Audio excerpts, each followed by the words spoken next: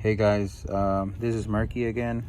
My Honda Fit just got a code that is P0847, which was the transmission fluid sensor, third clutch. And I'm going to show you guys how to replace that. It's very easy and it shouldn't take that long. And I'll show you where it is. So if you come in here and you check all the way in the bottom under this battery right here, I don't know if you can see it, but there's like a little, I don't know if I'm getting it, but there's like a little orange tab right there. It's kind of sunny, so I'm not able to see it, but that right there, that's the sensor that we'll be replacing. You can do it by removing the battery, or you can go under the car and then removing it there, which is what I'm going to do. I'm going to go under the car. Okay guys, as you can see, I'm under the car. Radiator is right there. And if you go to the left, you're able to see the sensor I'm talking about. It is being blocked by this underguard, but you can still do it even if you don't remove it. One sec.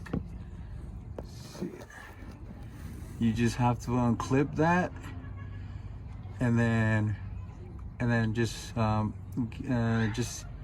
unscrew it with a wrench. I forgot what size it is, but I have a variety pack of wrenches, so I'll be able to choose which one it is. And yeah, I'll be back when I take it off.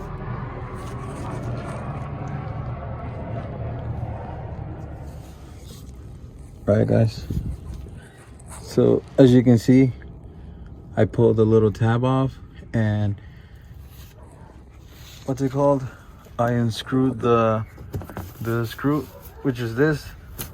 So it will leak a little transmission fluid because this is from the transmission, but that's okay because it really wouldn't matter. But what you gotta do is just unscrew it off and be ready to have a little bit of transmission fluid come out. But like I said, all you gotta do is take this tab off and then unscrew this, and then put the new one on, and then just clip this back on, and that's it.